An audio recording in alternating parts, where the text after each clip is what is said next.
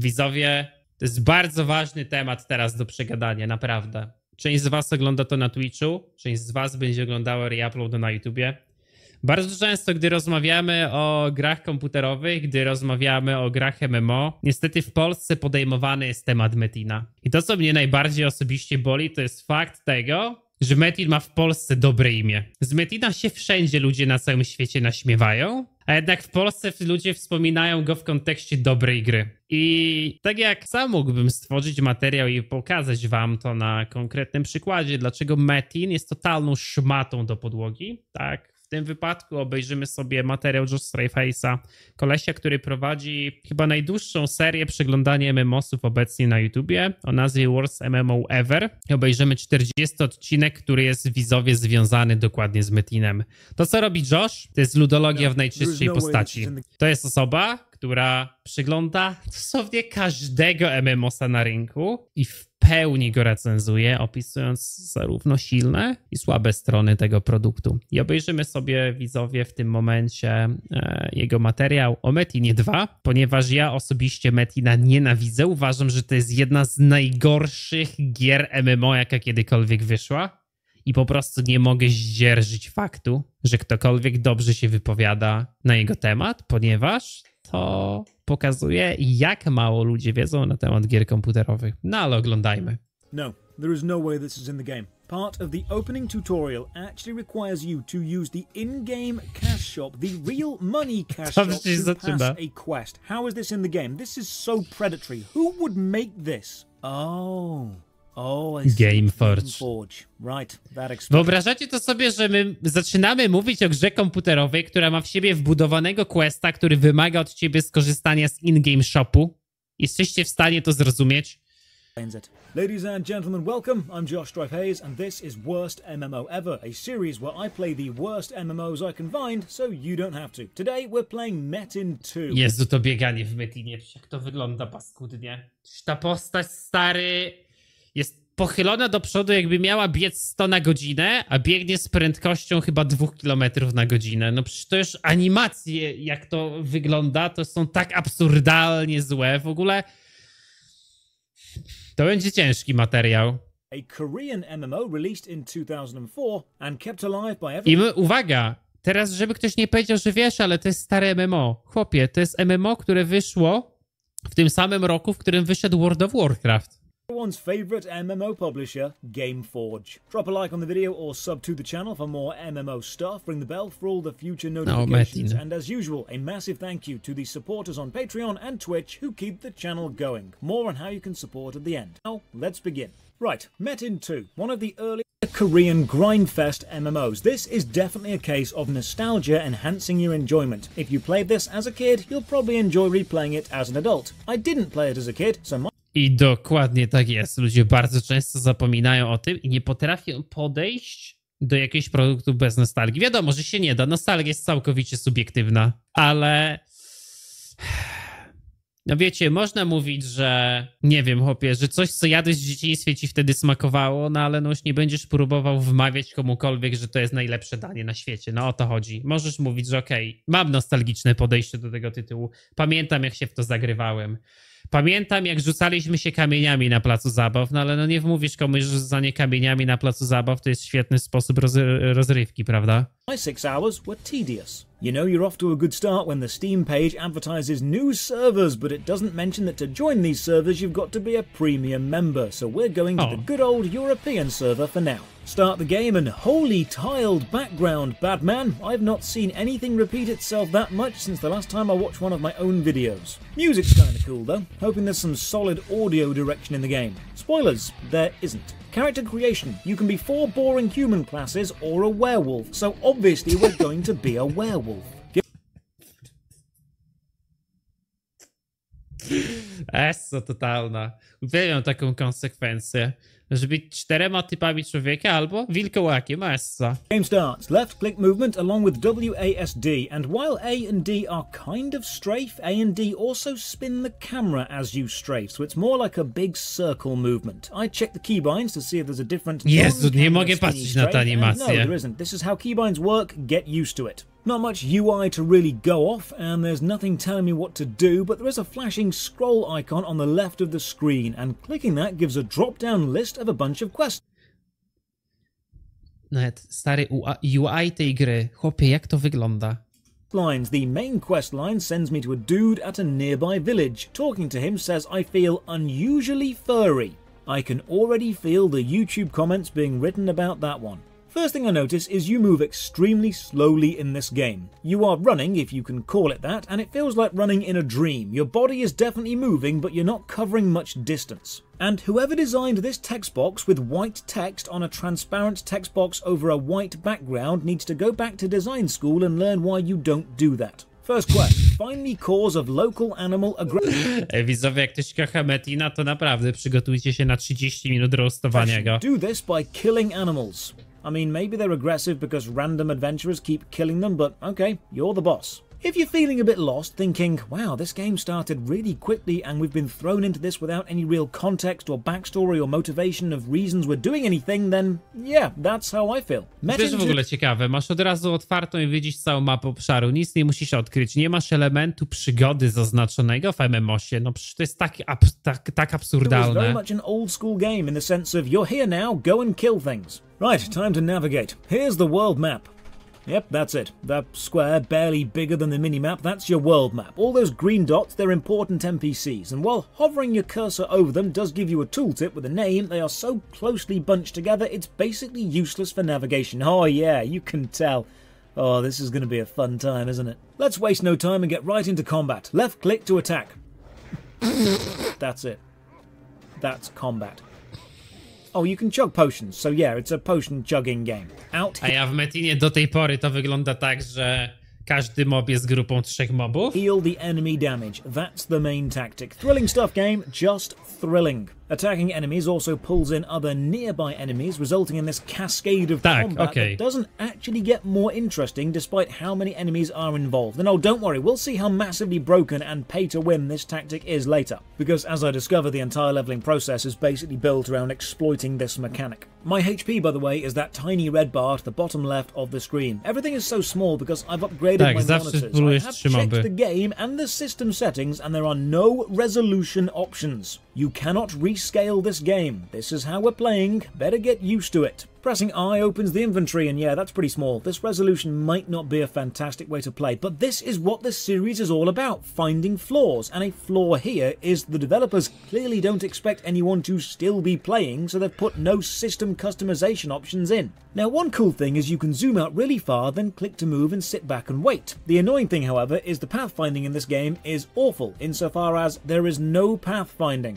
Clicking move means move in a straight line, and if anything gets in your way, a wall, an enemy, a single snowflake resting gently on the floor a pixel higher than completely flat, you'll just run endlessly into it. It's okay, Metin too. I know pathfinding is a tough mechanic to have. I promise I won't keep mentioning it every time it sucks. Have a fight with some bears and combat seems messy. Enemy models run through you. You have to click every time you want to attack, and the enemy health is shown at the very top of the screen instead. Ale to chyba się potem przypisuje do spacji i to cała gra polega na tym, że stoisz i spamujesz spację, nie?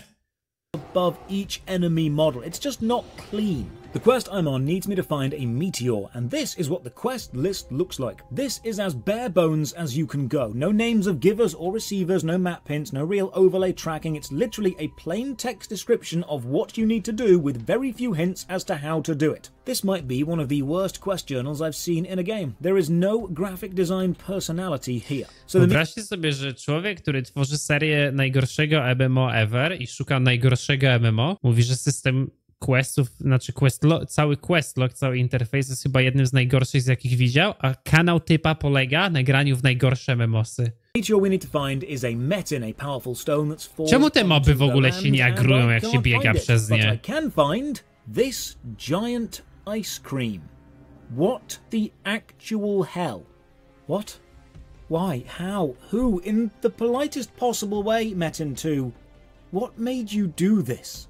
Is this an event that's been left in the game? Why is this the first impression a new player gets in the starting area? See, it's things like this that make it hard to take Korean grindfests seriously. They place style above substance and allow stupid immersion-breaking cosmetic changes because they want to be quirky and it might sell. I attack the ice cream and a load of enemies spawn and I die. Terrific. Just what an excellent first impression of the game. I search around and I cannot for the life of me find a meteor, so maybe I'll accept some other quests which have popped up on my quest list. Oh, this quest doesn't need me to actually talk to anyone, I can accept it. Fajnie, że stary na YouTubie to nawet nie widać.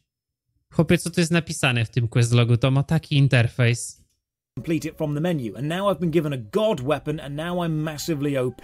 Okay, for anyone new to Eastern Grindfest games, this is standard design actually. Give the new players a massively overpowered weapon to make... Ale potem mu ją odbierz na jakimś poziomie. ...feel unkillable and then slowly take the Czy on wcześniej bił po 20, a teraz bije po... ...to get it back. It's a common design po 100. tactic. Combat is click and wait. It's numbers versus numbers. There's no positioning or ability. Świetna gra. Świetna stary progresja postaci w MMOsie. Dostań broń, która w pewnym momencie sprawia, że ty zaczynasz wszystko trywializować, wszystko one-shotujesz. Na pewnym etapie ją stracisz, ale będziesz mógł ją potem kupić, kurwa, w sklepie. No ja pierdolę. No jak ktoś mi jeszcze raz powie na streamie, że Metin to jest dobra giera, to ja wyjdę z siebie. Or skills or any kind of reaction time, it's drink potions and wait. But oh, I can kill the ice cream. Cała gra bazuje na tym systemie, że możesz pić kurwa potiony jak alkoholik w kółko i dostajesz damage, pijesz potion, dostajesz damage, pijesz potion. Tu nie ma żadnego skilla wbudowanego w to. Po prostu pulujesz ogromną grupę mobów, dostajesz damage, wypijasz potion. Tu nie ma cooldownu jakiegoś, tu nie ma jakiejś taktyki, nie. Tu dostajesz potion, dostajesz damage, pijesz potion. Ale tu będzie lepiej. You've reskinned one of the main mechanics of your game, your actual namesake, killing Metin meteors, and you've made them look like giant ice creams. Jesus Christ, why have you done this? I press some buttons on the keyboard, see what does what, and K brings up the auto hunt menu. Don't you worry, we will be using this later because it's basically the core gameplay loop. I need to navigate back to town and the minimap icon is wrong. It's flashing in the top left and sending me northwest, but Ale prywatne serwery nie sprawiają, że Metin jest dobrą grą, kurwa. Powiedzcie mi, co prywatne serwery robią takiego, że Metin jest dobry? Przecież ta gra jest u podstawy mechanicznej do dupy. Cała podstawa mechaniczna Metina jest do dupy. Need to go southeast, and I'm going to pretend this was the game making sure I'm paying attention and not just a badly programmed opening section. Okay, one thing I'm quickly finding out, most of the early game is just walking, and walking slowly at that. Nothing happens on the adventure. The enemies give so little experience, killing them isn't worth the time, and the opening area is nightmarish to navigate. You can't go up or down small hills, and there's invisible walls everywhere. This is a snowy maze of thin paths, and you get stuck on absolutely everything. Next quest, go and destroy one Metin stone. Okay, so I got to cross the bridge and wow.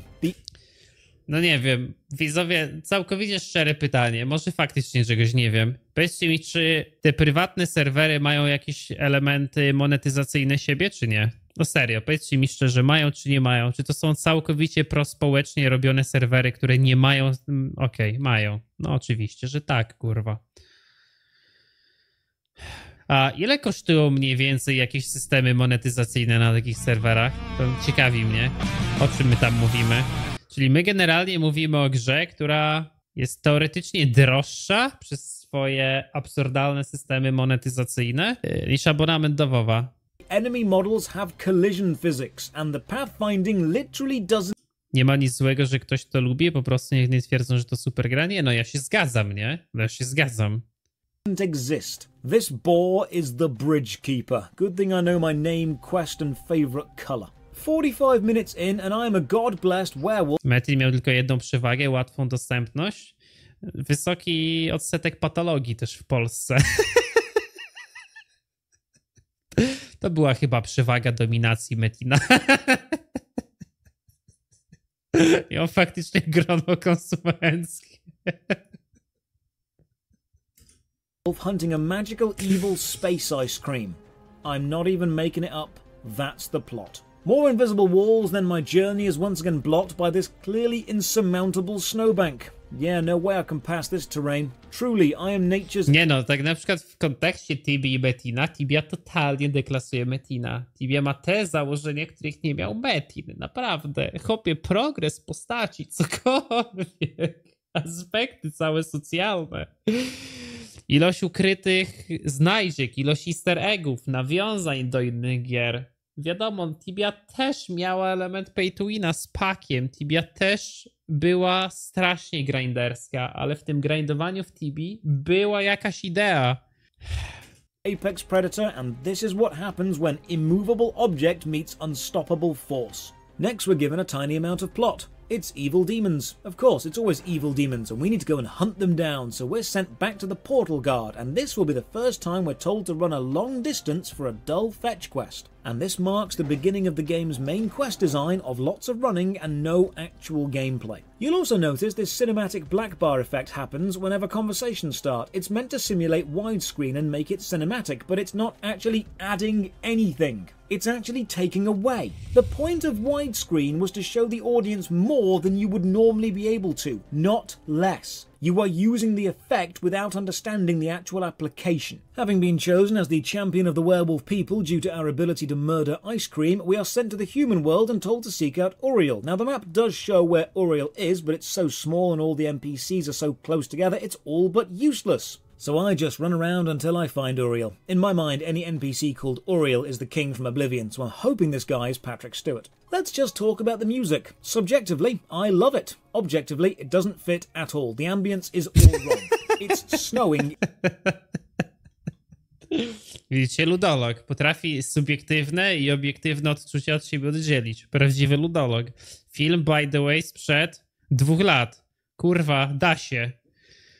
In the game, and this is clearly an Eastern-inspired village, so why are we listening to Santana-style Spanish guitar and Native American panpipes? I mean, I like the music as a piece of music, it just doesn't make sense here.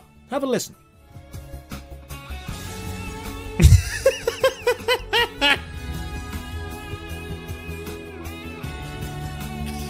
Faktycznie, idealnie pasująca muzyka do takiej lokacji a la Shina z Sekiro, nie? Japoński setting, śnieg, miasto. Świetna muzyka.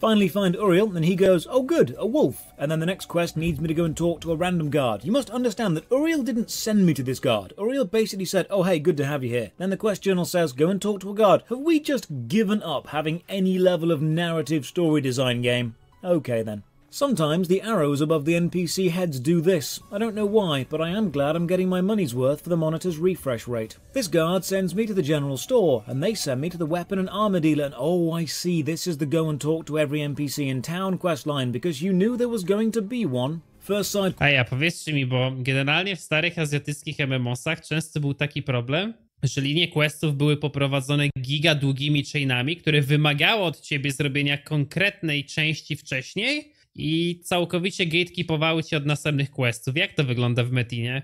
Pamiętam w Call Online coś takiego było, że chciałeś zrobić, powiedzmy, w danym mieście questa, to okazywało się, że to jest 12 część questa, którego jeżeli byś chciał kontynuować, to musiałbyś pierwsze 11 części zrobić, które już w ogóle nie są na twój poziom. Tak jest w Metinie. Aha, okej. No to jest całkowicie koszmarne. Weapon seller needs lilac to make a... Czyli jeżeli byś wygrindował 30 leveli i w pewnym momencie byś kapnął się, że ej, w tej grze są questy, to nie możesz sobie pójść do wioski na 30 poziom i zacząć w niej robić questów na 30 poziom, tylko musisz wrócić się do samego początku i zacząć robić te questy na pierwszy poziom, które są dla ciebie totalnie useless, bo gra nie jest w ogóle rozdzielona, nie? Okej, idiotyczne. Wyobrażacie sobie, jak World of Warcraft jest jednym całym, koherentnym, długim questem? Bo ja kurwa nie. How do you think we get lilac? Maybe we pick it peacefully? Maybe we buy seeds and grow it? No, we kill some wolves for it. Oh, there's also a hunting log we can work through. You accept the quest from the quest overlay and then you go and kill stuff for more experience. And the first enemy is a wolf. That's convenient. There's also a biologist quest line who needs peach blossoms. Maybe we can pick them from a peach tree or find them in some crates. Oh no, we kill wolves for them. All of life's questions can be solved by killing enough wolves. But not just any wolves, because Metin 2 takes the idea of palette swapping and cranks it up to 11. You've got wolf, alpha wolf, blue wolf, alpha blue wolf, hungry wolf, alpha hungry wolf, alpha blue hungry wolf, grey wolf, alpha grey hungry wolf, and every combination of these words I've not yet said. The models Blizzard mógłby się od nich uczyć. are almost identical. They are the same model with different Q shifts and they all count as different enemies, and if a quest needs you to kill 10 hungry alpha blue wolves, you best not be killing regular alpha blue wolves because that will not count. Oh, and they all spawn in random groups mixed together, so it's hard to actually find the one you need.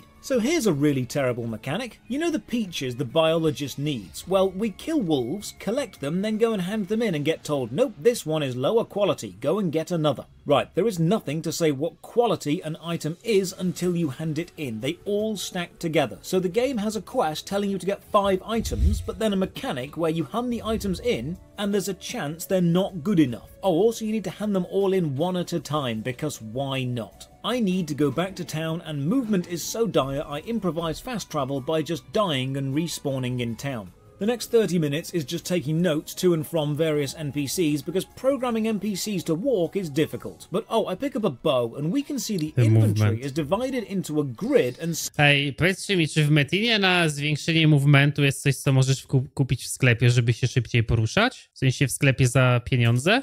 Some items take up more than one square. So item placement in the inventory is a Diablo-type system. I don't hate this.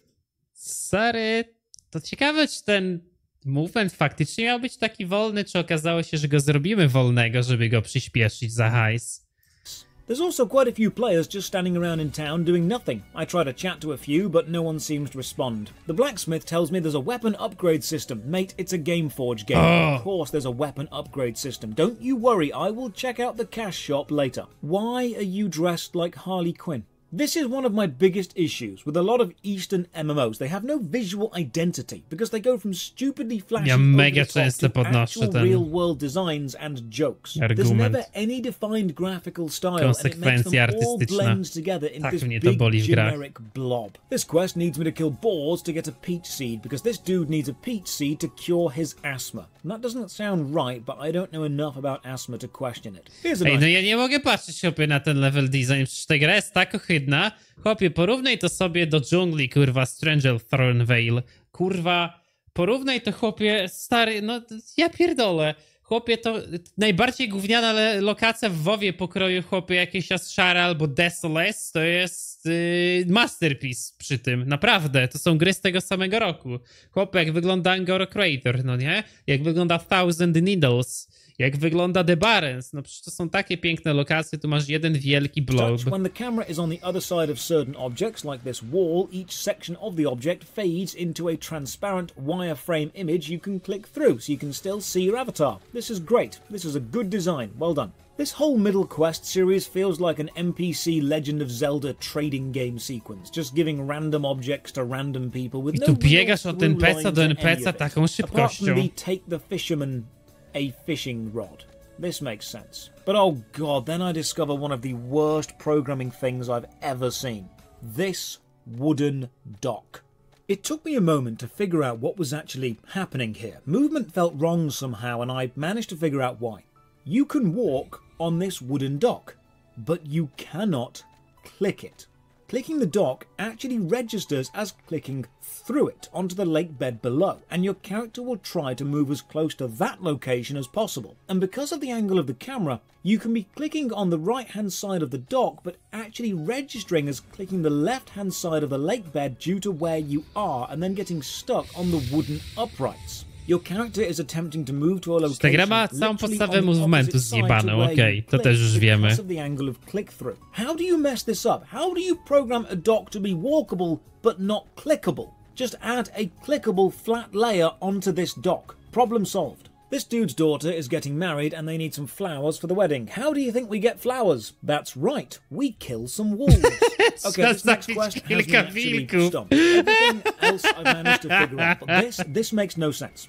The actual quest description is follow the turning coin to some musk oil. Then bring it to the weapon vendor. Okay, so turning coin.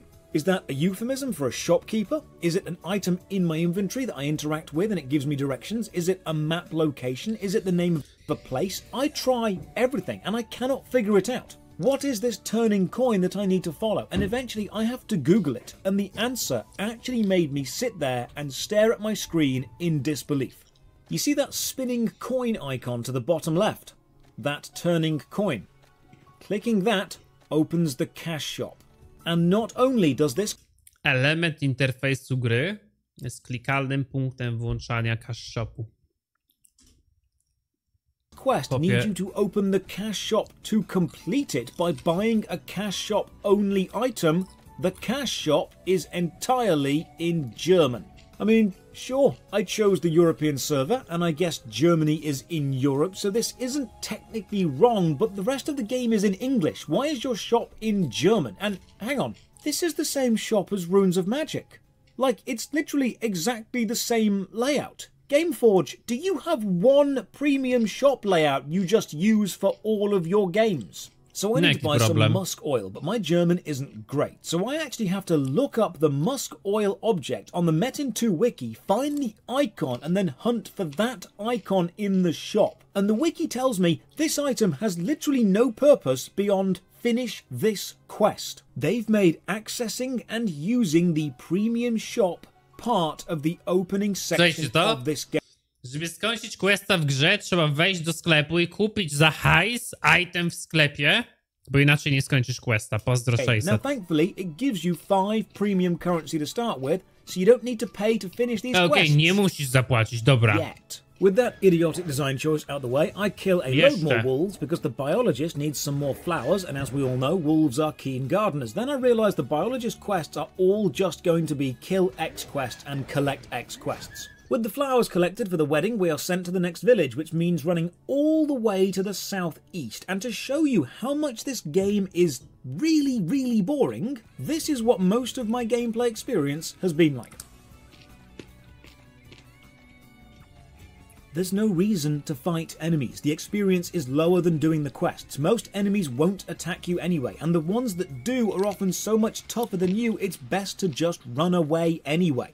There are no dynamic events that happen during the journey. You don't meet random NPCs, and you move slowly because the cash shop sells movement speed increasing potions. This is a creative problem with a solved solution. And the average gamer is honestly going to endure 5 minutes of this and quit. This is not an adventure. This is a commute. Oh, and the music is a 4-minute loop. I timed it. Finally reach the teleporter and head to the next village. What kind of music do you expect to find here? No też w ogóle świetny sposób poprowadzenia świata na zamkniętych lokacjach i poruszanie się wszędzie teleportami, bo nie ma żadnej interlokacyjności. Kurwa, świetne MMOs. MMOsy, które właśnie polegają na idei otwartego świata, są stare z zamkniętymi poziomami. Did you say rock with actual lyrics and DJ scratches? Because you are spot on.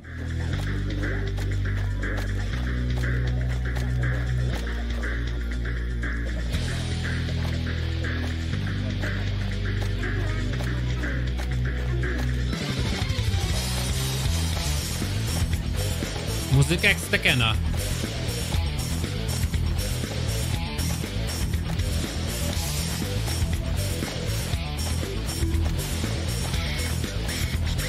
Tylko, że ty biegniesz, stary.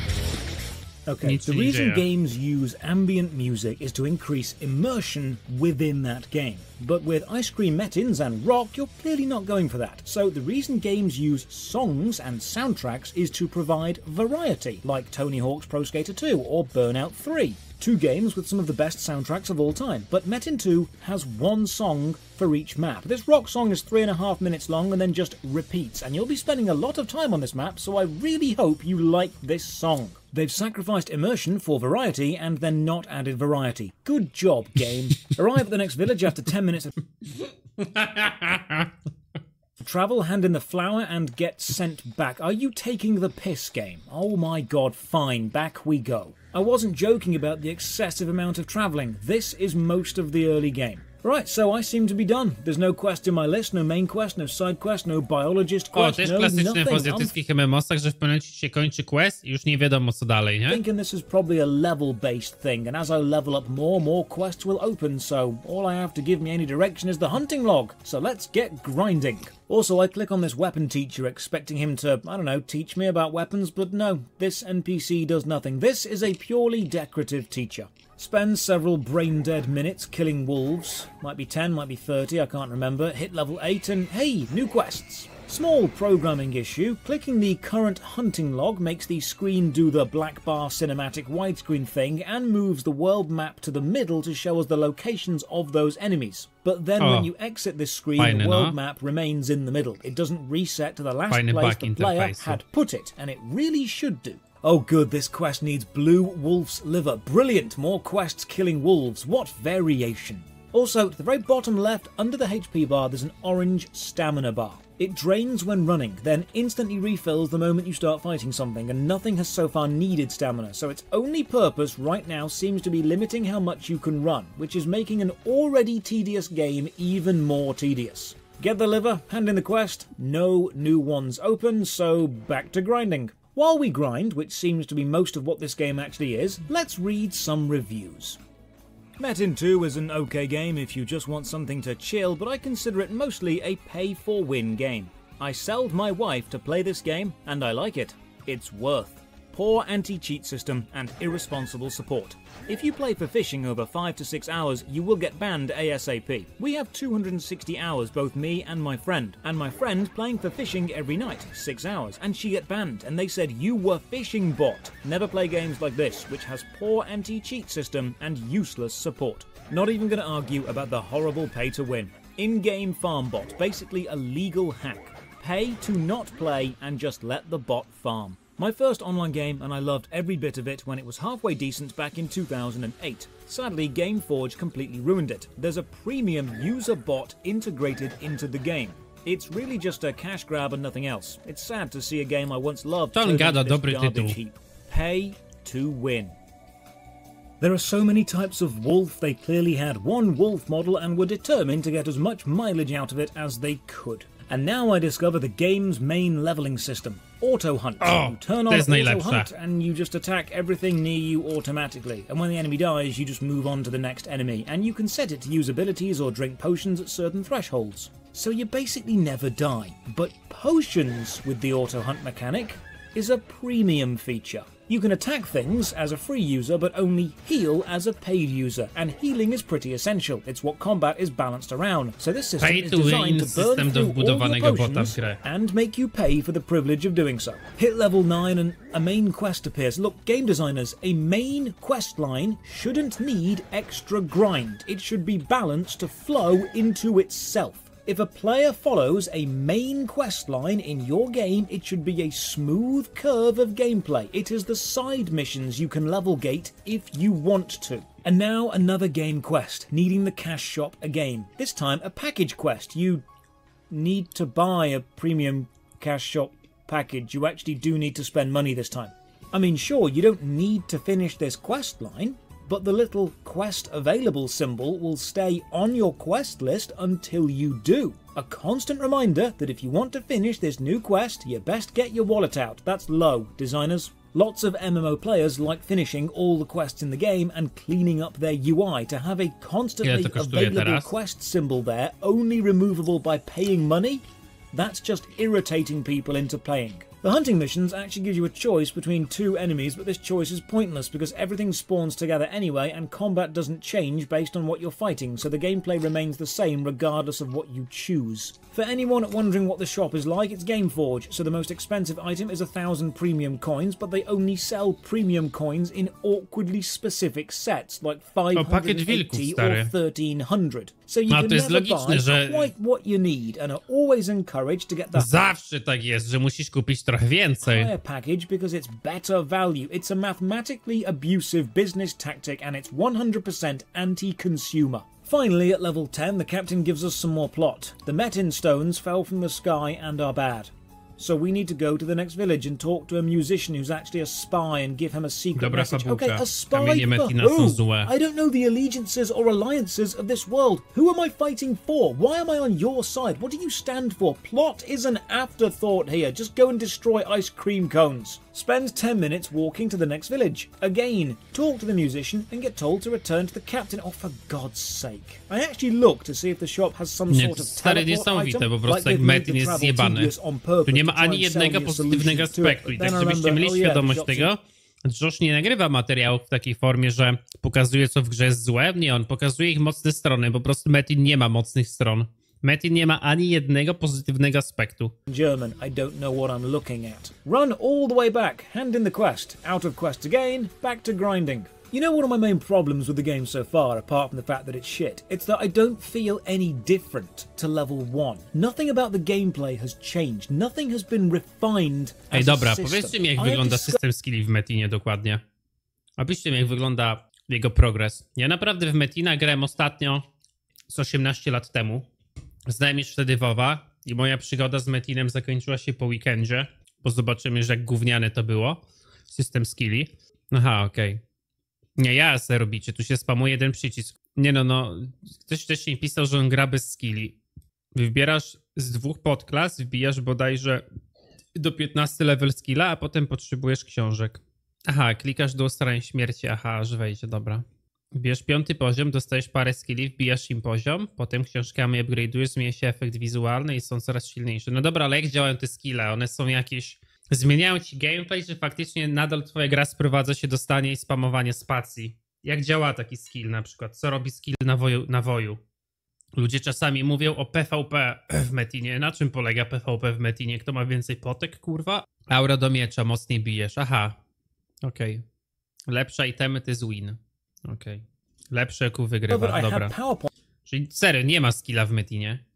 No bo system gry no nie jest na tyle aktywny, by mieć jakiś dobry movement. No jesteś totalnie wolny w tej grze. Nie mówimy chyba tutaj o jakimś backstabowaniu, o jakimś recombatowaniu, no nie. Nie mówimy, chłopie, tu o jakimś, kurwa, losowaniu albo czymś takim. No nie ma tutaj na przykład systemu line of sight prawdopodobnie w duelu, który wykorzystujesz. A jak switch spacją i tyle, i aura miecza na woju liczysz na księgę. Aha. To nie jest jak duel, to jak ktoś gra w WoWa, to nie ma nic wspólnego z duelem w WoWie, gdzie grasz sobie na przykład jakimś rogalem na maga i każdy ma kilka możliwych openerów, każdy ma kilka możliwych taktyk, masz jakiegoś kurwa Ristelfa, Sapa, Blinda, różnej ilości CC, kombatujesz się, pijesz żarcie poza kombatem, jak masz przeciwnika w CC. Nie, okej. Dobra. Czyli może ludzie, którzy mówią, że Metin ma fajne PvP, to nie mają pojęcia, jak faktycznie wygląda dobry system PvP. A jest to jakiś system battlegroundów, aren, czy też nie? Może ma jakieś battlegroundy zajebiste Metin, grupowe. Wojny gildii, okej. Jak wyglądają wojny gildii? Aha, kilka osób w PvP. Aha, czyli każdy na każdy, dobra. Czyli to nie jest jakieś bazujące na obiektywach, tak? Po prostu ustawka. Kto szybciej zapierdoli przeciwników. Jakieś taktyki raczej, dobra, no wszystko wiem. Points on my character sheet and I've assigned them, but nothing in the game has told me to do that. I feel no different to 4 hours ago. The intro of this game has succeeded in teaching me nothing other than the location of the cash shop. It's made me feel nothing. It has changed nothing as I have played. Some quests need you to remember specific orders of information and then tell them to another NPC, but there's no journal, so it's a case of actually writing it down or remembering it in real life. This mechanic isn't used to any effect beyond remember a thing, then repeat the thing. There's also no real penalty for getting it wrong. You just restart the quest and try again. Chat to the blacksmith in the main village and he asks me to go to the second village and oh my god, game, is that your entire opening section? Just mindless combat and walking to and from the first 2 villages to waste my time? Is that all you want to do? No, to jest bez kitu MMO stworzony bez żadnego elementu przygody, kurwa. Widzowie. Tu nie masz żadnego elementu przygody. Żadnego, hopie.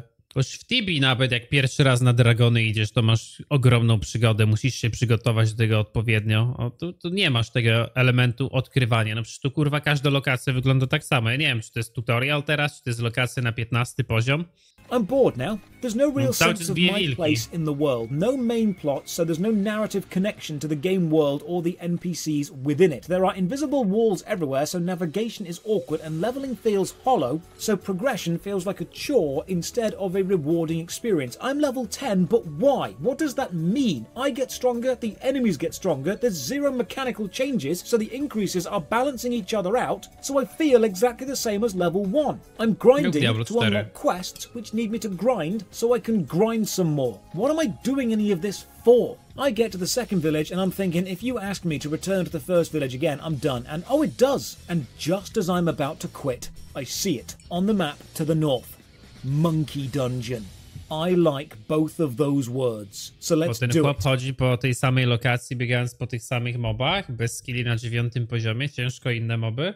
Nie wiem, czy ty grać w inne MMOsy, ale zazwyczaj w MMOsach przez pierwsze 10 poziomów widzisz więcej niż jeden typ moba, nie? To tak, just for your information. It's far off to the north, so off we trek. Reject, grind, return to monkey. Metin, jest tyle innych mechanik, o których Joss nie mówi w filmie, a dopiero są zaprzeczeniem dobrego progresu. Tu jest jeszcze więcej gorszych rzeczy. And in I journey. And off we go. And I get piled by monkeys. And die. Gonna be real, I thought this might happen. It is a grind game, this was expected. Okay, let's grind and see if I can use that stupid auto hunt tool and burn what potions I do have. I open a level 10 reward box I had, because giving players level-based reward boxes seems to be a Gameforge thing. I chug some speed potions, experience boosting stuff, attack speed increasing potions, and I turn on auto attack. But because drinking potions is a premium feature, I'm still sat here just spamming number 1 on the keyboard to drink potions, and after 20 minutes I'm out of potions and I've gained 2 levels. Not enough to survive Monkey Dungeon. The captain wants some alpha grey wolves killed, so I just stick myself roughly near them and turn on auto fight. Also, I've got this premium item for free. It was in the level 10 package. It's a sun elixir. It will automatically heal me, and it contains 100,000 hit points. So I can actually just walk off and let the game run. This seems to be what you're supposed to do. This is the point of the game. It's built to do this. The density of mobs means you'll always be fighting something. The name-swapped varieties of enemies means it's more efficient to kill everything and hope what you need. Możesz spróbować ulepszyć swoją broń w przypadku negatywnego RNG, gdzie później masz 10% szans na pomyślne ulepszenie, broń ci po prostu znika i ulepszenie broni ma 90% szans na to, że twoja postać będzie słabsza. Zajebisty system, no, progresu. Spawns than it is to... Ty, ale na pewno można w cash shopie wydać coś, żeby ten progres nie był RNG, nie? Ale patrzcie, Metinowcy piszą: chłop kompletnie nie zrozumiał, o co w grze chodzi. Skilli nie aktywował do 5 poziomu. Zamiast tych zadań powinno się expić i polepszyć EQ. O, Metinowcy. Nie zrozumiał. Typ, co ma serię na kanale, uwaga, sprawdźmy widzowie z ilu. Z ogrania 80 różnych MMOsów był najprawdopodobniej za głupi na to, żeby ograć Metina, nie? Źle gra chłop. Nie zrozumiał gry. Nie zrozumiał gry. Na pewno. No i ma jeszcze masę innych kanałów, takich typowo ludologicznych o grach. No, źle gra. Metin za ciężki. No dobra, ale to widzu, powiedz. To mówisz, że nie ma jakichś skilli. Ma 9 poziom postaci. Jakiego skilla mógłby użyć na takim 9 poziomie postaci? Do czego miałby dostęp? Do kogo? Okej. Mogą być te same moby 20% szybciej. Okej. Czyli jest nowym graczem i po prostu zrobił coś nieoptymalnie. Okej, no rozumiem. To wytłumaczcie mi teraz, jaki wpływ miałoby to na faktyczne polepszenie gameplayu. No bo jasne, to jest argument, który można podjąć, że nie użył konkretnych skilli. No jakbyś WoWa grał bez skilli, też stwierdziłbyś, że jest tylko o biciu mobków. No ale nie jest. Jesteśmy tego świadomi. Czy tutaj ta progresja by była ciekawsza w tym Metinie? Byłby szybciej, okej. Czyli by szybciej wygrindował i szybciej by mógł bić inne małpy. A Metin ma jakikolwiek system endgame'u? Ma jakieś rajdy, dungeony, tego typu rzeczy, granie w party? Ma jeden rajd. Okej. Jeden rajd. Okej. To już wszystko wiem, co chcę wiedzieć o Metinie. Now, this is the point. Auto fight while zoning out to repetitive music and let the game chug potions for you. Final quest I'm gonna do. The captain wants... Widzowie, powiedzcie mi, czy po tych wszystkich chujowych premierach naprawdę ktokolwiek będzie próbował obronić tego, że Metin jest dobrą grą w momencie, gdy ma wbudowany system bota w siebie? me to destroy the Metin of battle. He says it's outside the village, but that means it's anywhere on the whole map. I have no direction, so I just get hunting. I even use the Metin 2 wiki, and it says the Metin of battle can spawn in one of several places, so it really is a case of wander round until you find it. I find the Metin of sorrow and kill that. Takes a while, but I have nothing better to do. Then I keep walking around and find what look like some player-buyable land, but no one owns them. I spot the Metin of black, and I keep adventuring on. Eventually, after what feels like an age, I find the Metin of battle, and I slap that ice cream until it is dead. I let the captain know, and he says, "Great, go to the next village." You know what, Captain? No. So, Metin 2. It's not badly made. The localization text is fine, the various UI elements maintain a somewhat consistent visual style, the minimap and inventory do look quite nice, the quest lines didn't break, it's definitely playable, it's just shallow. Combat is click and wait, higher number and potion count wins, the fetch quests are incredibly repetitive. Metin 2 is probably the most palette-swappy game I've played so far. It gave one wolf model like 16 different names and slight colour changes, levelling is stupidly grindy, and the quest that actually requires the use of the real-world cash shop is just so predatory. There's no way an actual talented game designer looked at it and said, yes, that is something players will enjoy. I guarantee that. Ktoś napisał, że Metin był dobrą grą, w których wyszedł. Był dobrą grą na czasy, w których wyszedł. Zdajesz sobie z tego sprawę, że on wyszedł w tym samym roku co World of Warcraft? Nie, on nie był. Easy to understand and force players to use it. And the horrible thing is, it probably worked and they probably got a big bonus. So that's how I'm going to remember it. Metin 2. Follow the turning coin. As in, literally use the cash shop to finish a quest. Out of 10. Cheers for watching. As usual, a massive thank you to the supporters on Patreon. Widzowie, idę umyć ręce, bo przynajmniej zjadłem sobie w trakcie oglądania coś odnośnie tego gameplayu do Metina. Jak chcecie podyskutować na jego temat, to jasne, możemy sobie chwilę pogadać. No i widzowie, jak z tym Metinem? Słuchajcie, znalazłyście jakieś punkty broniące Metina?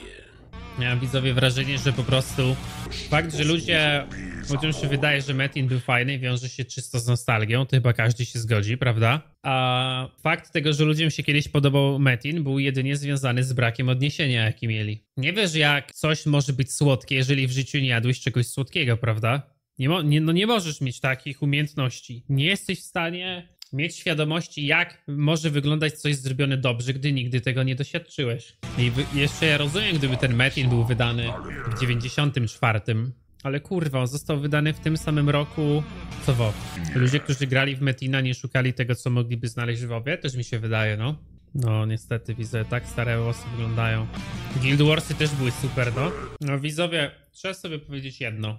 Metin nie jest MMO-sem, który jest stworzony według jednego konkretnego założenia, tak jak na przykład robienie raidów lub granie PvP w World of Warcraft, czyli dojście do tego maksymalnego levela, w którym faktycznie zaczyna się gameplay. Metin nie jest grą, która jest stworzona według jednego konkretnego systemu, jak na przykład 8 skilli i odpowiednie do 8 skilli w Guild Warsie. Metin nie jest grą, która stoi na, powiedzmy, systemie ekonomicznym, jak na przykład właśnie Albion albo Ultima Online. Metin był azjatycką maszynką do grindowania i trzepania hajsu na frajerach, którzy woleli zapłacić pieniądze, żeby nie grindować, żeby zobaczyć, czy może później było w nim coś ciekawszego. To nie była gra, która została w jakikolwiek sposób stworzona po to, by była dobrą grą. To była gra, która została stworzona po to, żeby jebać hajs na ludziach z patologii. Taka jest prawda. Osobiście grałem w Metina, jak i wiele MMO/RPG typowych F2P i uważam, że NP taki Rappels był rozbudowany pod względem systemu klas, fabułki, petów czy samej zasady działania rynku. Co prawda wątpię, aby był na poziomie WoWa, ale dalej lepszy. No, tak było, widzowie. Dużo osób też w ogóle podnosi ten argument tego, że Metin był darmowy, ale zauważcie, że ludzie z jednej strony podnoszą element tego, że Metin był darmowy, no ale kurwa, Tibia też była darmowa teoretycznie, a była 100 razy lepsza. On miał właśnie iluzję bycia darmowym. Granie w Metina na 100% było droższe niż granie w WoWa. Bez paka w Tibie, no w Tibie bez paka tak po 15 levelu się nie dało grać, to prawda. No, tak było, widzowie. Dokładnie tak samo było. No ale to samo można było doświadczyć w Metinie.